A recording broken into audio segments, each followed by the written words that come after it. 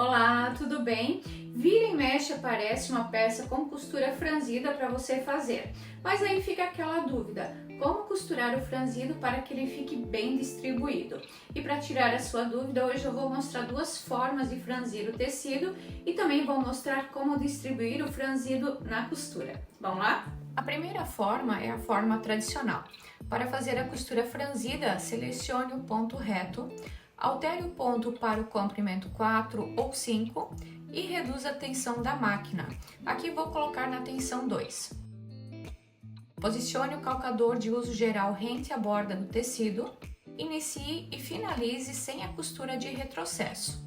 E deixe sobras de linha no início e no final da costura. Em seguida, faça uma segunda costura paralela à primeira. Para isso, posicione novamente o calcador de uso geral rente à borda do tecido e desloque a agulha para o lado esquerdo. Também inicie e finalize sem a costura de retrocesso e deixe sobras de linha no início e no final da costura.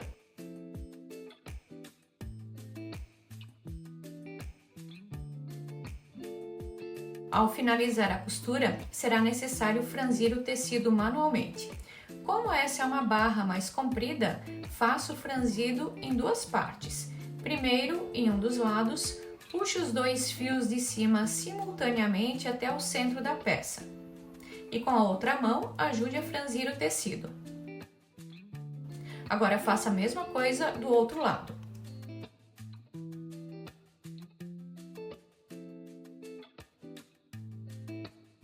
E a segunda forma de franzir é utilizando o lastex. Essa é a forma que geralmente utilizo para franzir as peças. Para isso, enrole manualmente o lastex na bobina. Ao enrolar, estique levemente o lastex. Depois é só colocar na caixa de bobina. Não é necessário fazer nenhuma alteração na caixa de bobina. Altere o comprimento para 4 ou 5 e reduza a tensão da máquina. Aqui vou colocar na tensão 2. Posicione o calcador de uso geral rente à borda do tecido e inicie e finalize sem a costura de retrocesso e deixe sobras de linha no início e no final da costura.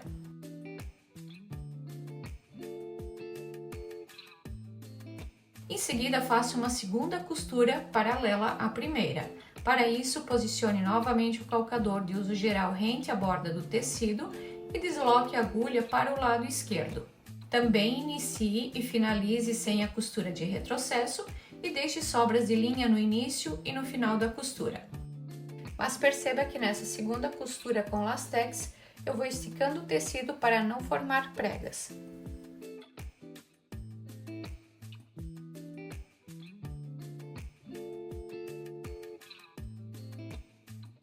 E para que o franzido fique bem distribuído na costura, tem um segredinho. O segredo está na modelagem. Tanto a parte que será franzida como a parte que receberá o franzido são divididos em partes. Essa divisão é feita através de piques que são marcados nas peças. Veja que a barra possui 3 piques e a saia também possui 3 piques.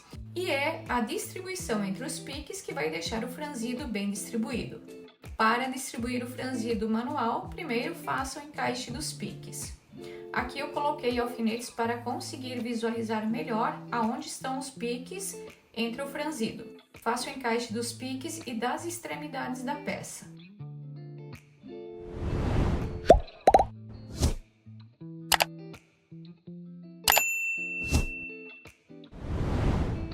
E agora distribua o franzido manualmente dentro de cada pique. Se necessário, puxe ou solte os fios para que o franzido ele se ajuste dentro dos piques.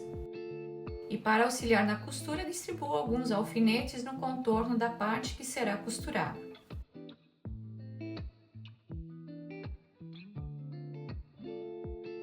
Para o franzido com lastex é o mesmo processo.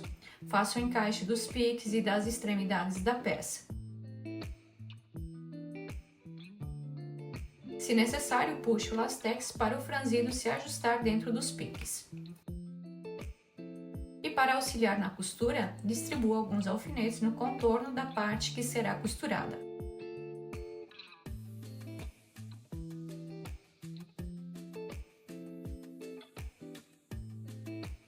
para fazer a costura de união, retorne o comprimento e a tensão da máquina. Inicie com a costura de retrocesso, deixando uma margem de 1 cm da borda. Durante a costura, mantenha as bordas do tecido alinhadas e para auxiliar na costura, utilize uma pinça ou a tesoura de pique para baixar o franzido e para que ele não dobre. Perceba que a costura está ficando no centro das duas costuras de franzido. E finalize com a costura de retrocesso. Ao finalizar a costura, retire com cuidado as linhas e o lastex do franzido. Eu vou retirando em partes. E esse é o resultado do franzido tradicional e esse é o resultado do franzido com lastex.